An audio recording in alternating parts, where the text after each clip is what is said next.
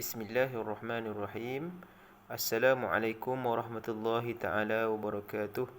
Alhamdulillahi rabbil alamin. Wassalatu wassalamu ala asyrafil anbiya'i wal mursalin Sayyidina Muhammad wa ala alihi wa sahbihi ajma'in. Qala rabbi syrah li sadri wa yassir li amri wahlul 'uqdatam min lisani yafqahu qawli. Subhanaka la ilma lana illa ma 'allamtana innaka antal alimul hakim. ولا حول ولا قوة إلا بالله العلي العظيم. Alhamdulillah wa syukrulillah. InsyaAllah pada kali ini kita akan sambung balik ulang kaji kita berkenaan dengan bacaan surah Al-Fatihah, sambungan pada ayat yang kedua.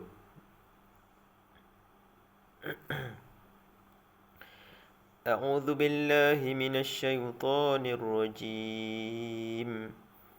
Alhamdulillahi Rabbil Alamin. Baik. Pada ayat yang kedua ini kita perlulah berhati-hati supaya setiap huruf yang kita sebut mendapat ataupun kena pada hak dia. Baik. Kita tengok pada perkataan Alhamdulillah, segala puji bagi Allah. Pada perkataan Alhamdu.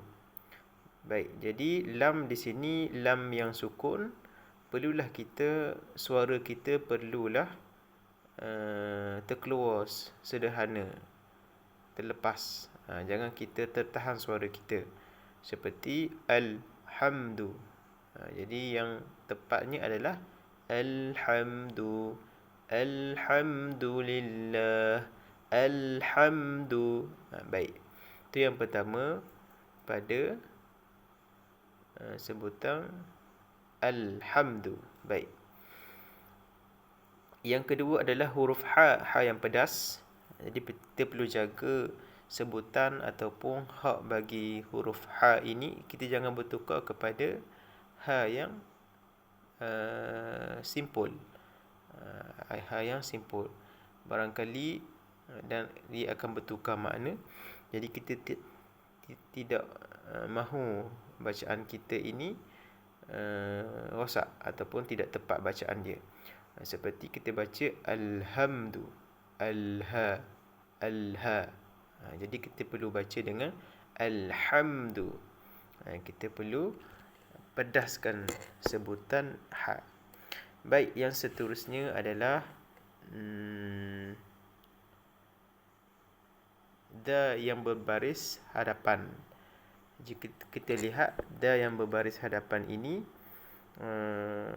du, bacaan dia du. Jadi saya nak sebut di sini, kita perlulah ambil sebagai ambil perkataan da yang bagi depan ini supaya berhati-hati.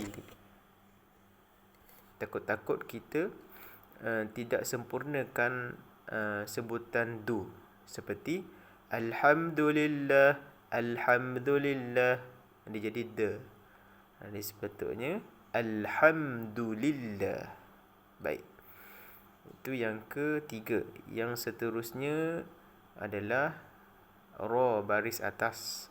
Perlulah dia, sebutan dia dengan tebal. Alhamdulillahi ra. Jangan kita baca dengan Alhamdulillahi ra. Alhamdulillahi rabbil. Perlu baca dengan ra yang tebal. Alhamdulillahi ra. Rabbil alamin. Okey. Yang seterusnya adalah huruf ain. Kita bimbang sebutan ain ini bertukar menjadi huruf hamzah. Seperti Alhamdulillahi Rabbil Alamin. A adalah hamzah. Jadi kita perlu tekan sedikit supaya kena pada makhraj ain yang betul. Di mana makhraj ain? Makhraj ain berada pada tengah leher kita, bahagian tengah. Alhamdulillahi rabbil alamin. Baik. Yang seterusnya adalah huruf mad arid li sukun di belakang. Kita perlu jaga supaya paling kurang sebutan dia 2 harakat atau 4 dan juga ataupun 6 harakat. Jangan kita baca dengan laju sehinggakan hilang huruf mad di sini, seperti Alhamdulillahi rabbil alamin. Kita perlu baca dengan paling kurang 2. Jadi kita ambil yang pertengahan, kita ambil bacaan 4 harakat bagi mad arid lis sukun. Alhamdulillahi rabbil alamin. Baik.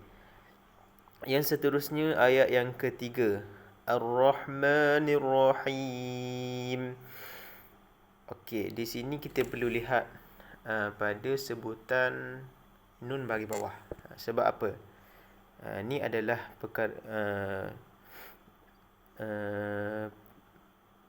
tempat-tempat yang setiap kadang-kadang terlepas pandang. Jadi Ar-Rahmanir Rahim asalnya. Bimbang kita sebut Ar-Rahmanir Rahim. Asalnya ni. Jadi kita mestilah sebut dengan tepat. Ar-Rahmanir Rahim. Nir-Rahim. Pada video yang lepas, saya ada sentuh pada bacaan Bismillahirrahmanirrahim. Sama juga di sini, Ar-Rahmanir Rahim pada perkataan Ar-Rahim. Bimbang kita akan sebut Ar-Rahim ini atas tu ada sabdu. Barangkali kadang-kadang takut kita sebut begitu. Seperti ni yang salah dulu, Ar-Rahmanir Rahim. Nampak? Jadi kita perlu sebut dengan betul Ar-Rahmanir Rahim. Baik. Yang seterusnya ayat yang keempat, Maliki Yaumiddin. Maliki Yaumiddin. Okey, di sini kita ambil lah satu tempat pada sebutan dal. Dal ini makhrajnya di mana? Hujung lidah mengenai bahagian awalan gusi di sebelah atas, sebelah gigi kapak di atas. Maliki Yaumiddin. Yang tu huruf dal. Bimbang kita nak cepat, bertukar menjadi tin. Maliki Yaumiddin.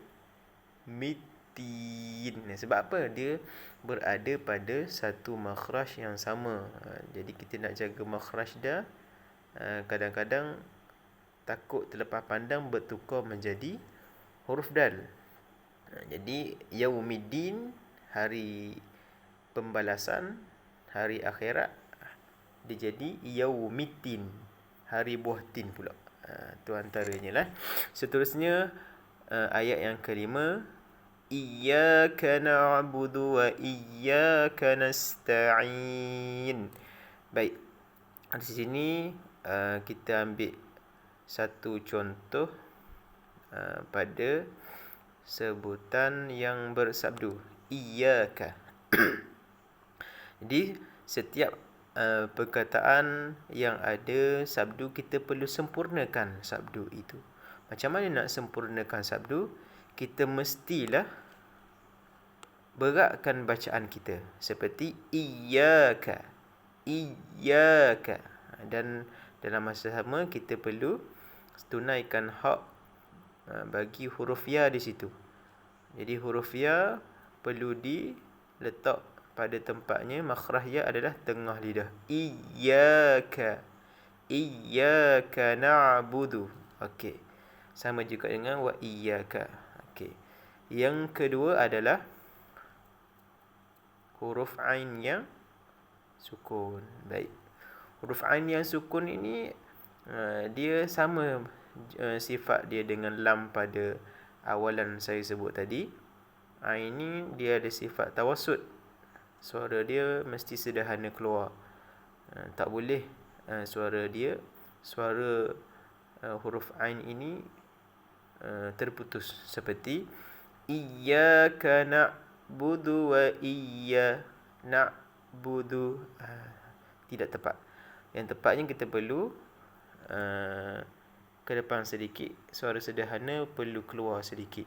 Seperti contohnya di sini, iyyaka na'budu wa iyyaka nasta'in.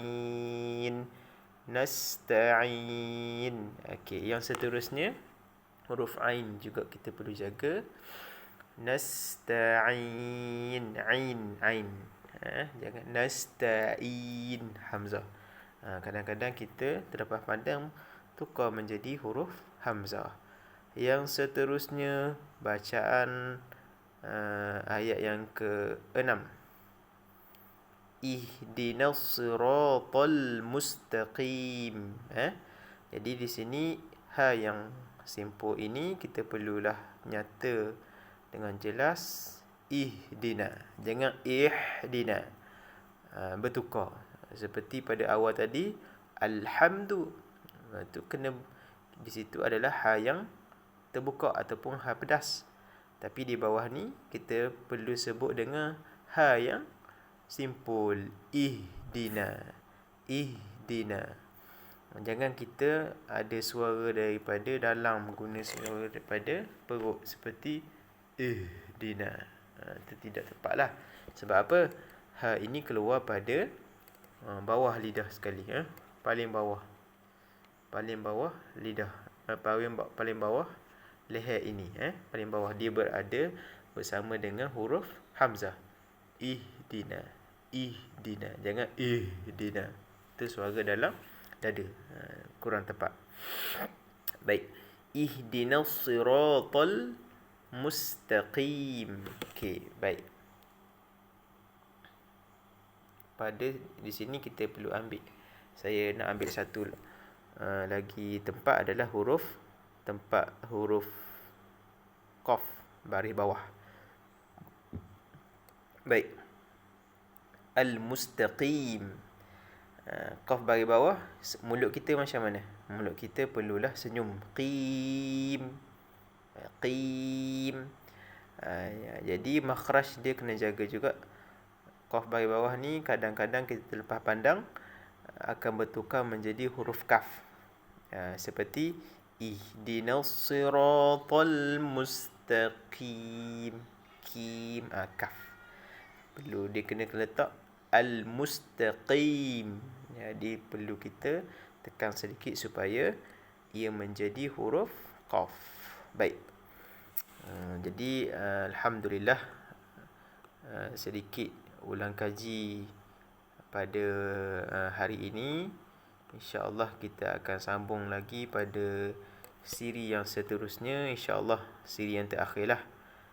Ni pada kali ini siri yang kedua. InsyaAllah yang terakhir kita akan habiskan ulang kaji kita dalam surah Al-Fatihah ini.